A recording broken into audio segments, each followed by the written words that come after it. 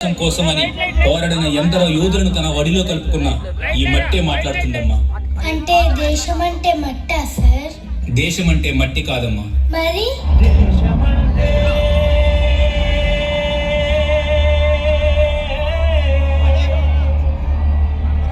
మతం కాదు, గతం కాదు, పదవి కాదు, గొడవ కాదు, అన్న చేసి గమ్మ కాదు, శుభ్రవేదం పాడుతున్న ఉగ్రవాదం కాదు కాదు, తీవ్ర వ్యాధిగా మారుతున్న తీవ్రవాదం కాదు కాదు.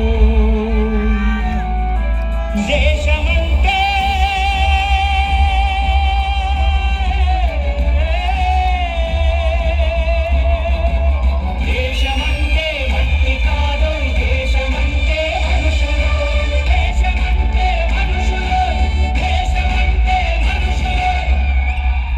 మనుషులంటే మన యోధులే కదా సార్? అవునమ్మా. అయితే వాళ్ళలో కొందరి గురించి అన్నా మాకు చెప్పండి సార్. ఎరుపంటే ఎవడికి రా భయం, అది నా భరతమాత నుదుటి సింధూరం అని ఆంగ్లేయుల గుండెలను చీల్చినది ఒకరైతే, స్వేచ్ఛ అంటే ఒకరిచ్చేది కాదు మనమే తీసుకునేది అని చెప్పి ఆంగ్లేయులను గడగడలాడించిన సింహ స్వప్నం మరొకరు.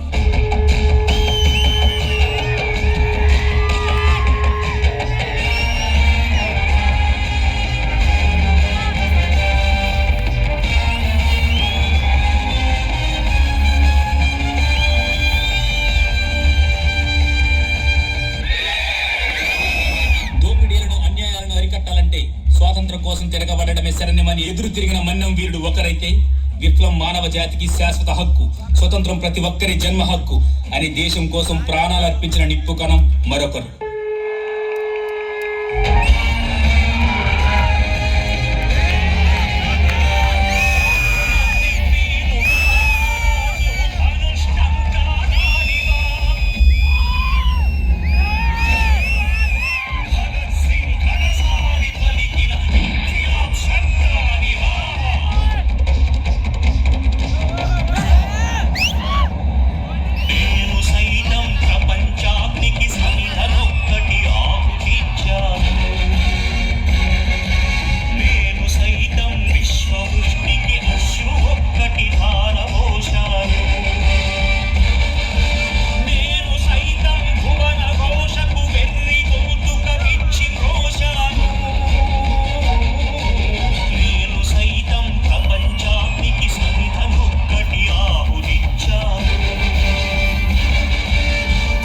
ఇలా చెప్పుకుంటూ పోతే ఒకరు కాదు, ఇద్దరు కాదు, ఎందరో మహానుభావులు వాళ్ళ ప్రాణాలు అర్పించి స్వాతంత్రం తెచ్చినా కూడా మనకంటూ సరైన రాజ్యాంగం లేక ఇబ్బంది పడుతున్న సమయంలో మన కోసం సరైన రాజ్యాంగం తీసుకొచ్చింది డాక్టర్ బిఆర్ అంబేద్కర్.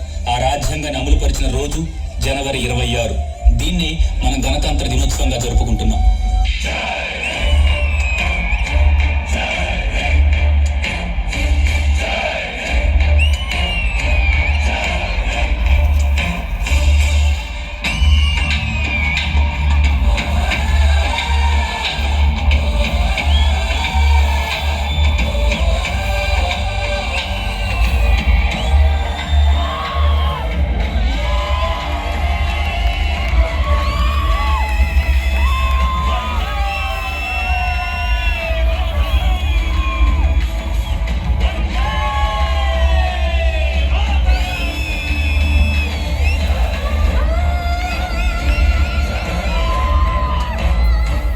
దేశమంటే